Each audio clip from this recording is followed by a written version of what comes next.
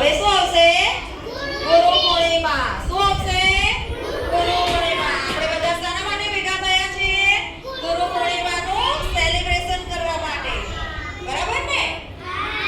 તો આપણે ગુરુ વિશે આપણે થોડુંક આજે જ્ઞાન મેળવીશું. શું મેળવીશું? જ્ઞાન મેળવીશું. જો એક જંગલ હોય છે, ત્યારે આવી સ્કૂલો નથી ને, ત્યારે બધા ભણવા માટે જંગલમાં જતા હતા. ક્યાં જતા હતા? જંગલમાં.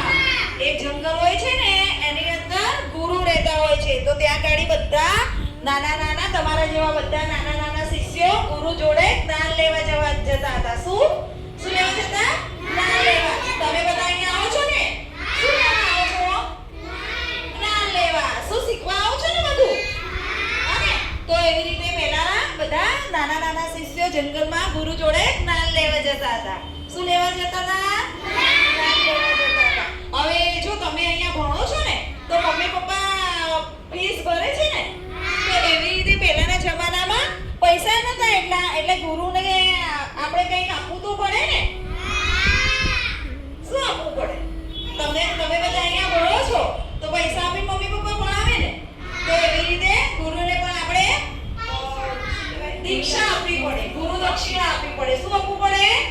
ગુરુ દક્ષિણા આપવી પડે. તો બધા આવી રીતે બધા શિષ્યો ભેગા થયા હોય છે અને પછી ગુરુ કહે છે કે હું તમને જ્ઞાન આપું, પણ તમે મને શું આપશો?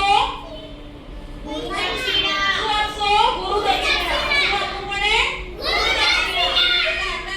નાના શિષ્યો હોય છે કે છે અમારી પાસે તો કશું નથી. હવે હું તમને એમ કહું કે તમે મને ગુરુ દક્ષિણા આપો, તો તમે એવું કહેશો ને કે અમારી પાસે કશું નથી. તો ગુરુ શું કહે છે કે હું જે તમને કહું એ તમારે મને આપવાનું.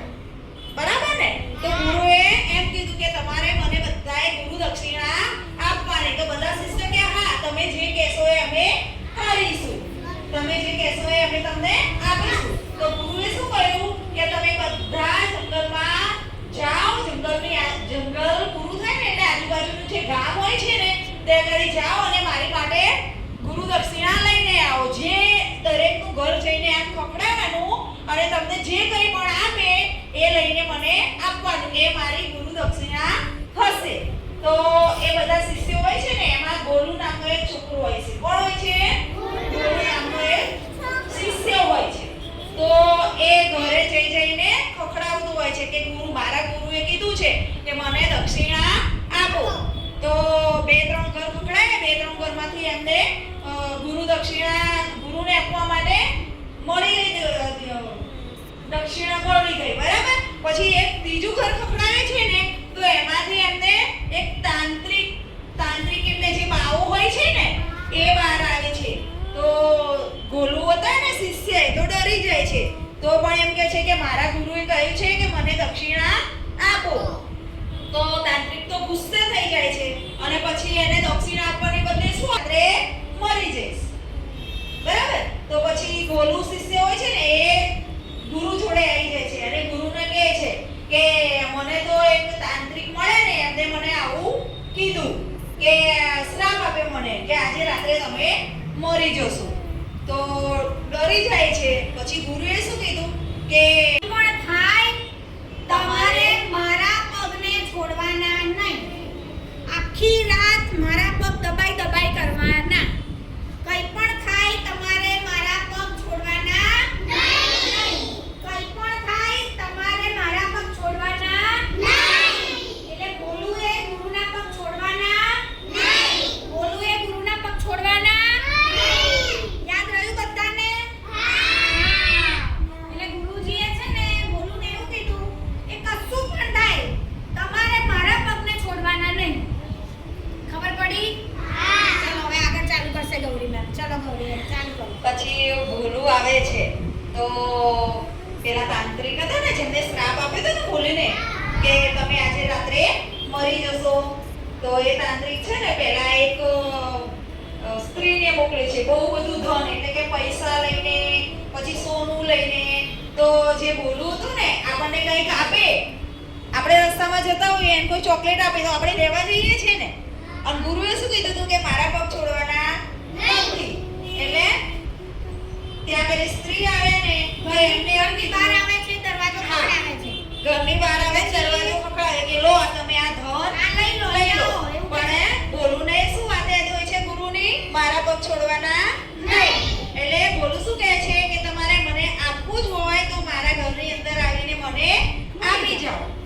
આપી જાઓ, ધન આપી જાઓ.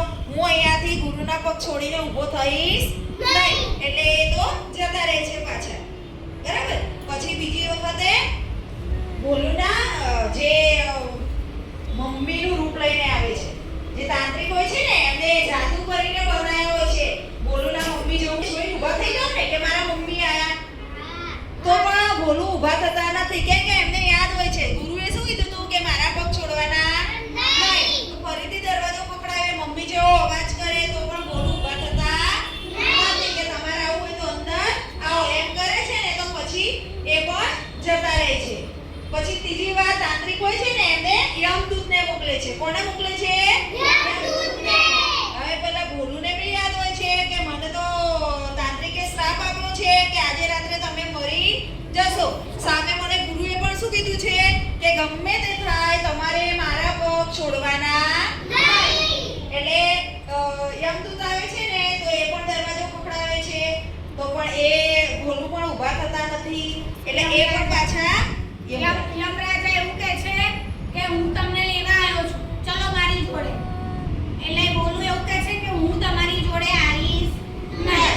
મને મારા ગુરુજીએ કીધું છે કે પગ છોડવાના નહીં.